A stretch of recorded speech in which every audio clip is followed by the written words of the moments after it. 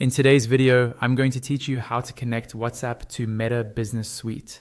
By the end, you'll have your WhatsApp business account linked so you can manage messages, ads, and customer conversations all in one place.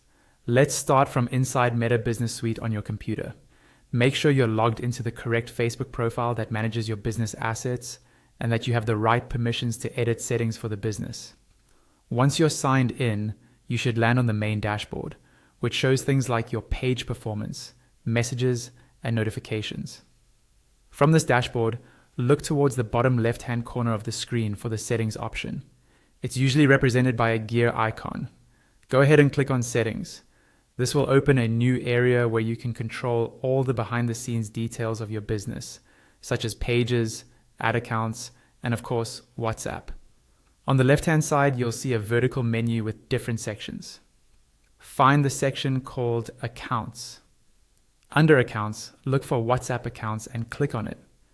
This is the dedicated place where Meta lets you manage all WhatsApp business connections linked to your business.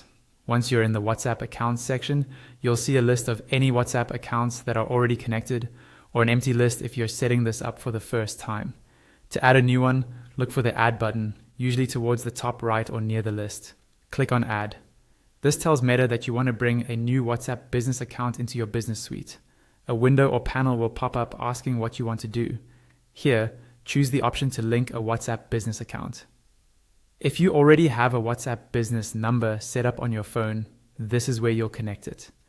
Meta will guide you through confirming the business phone number and verifying it, often by sending a code via SMS or a call. If you don't yet have a WhatsApp business account, you'll see an option to create a new one instead. Follow the prompts to set it up with your business phone number and details.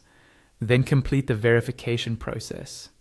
Once verification is done, your WhatsApp business account will appear in the WhatsApp accounts section of Meta Business Suite, and you're ready to use it with your Meta tools.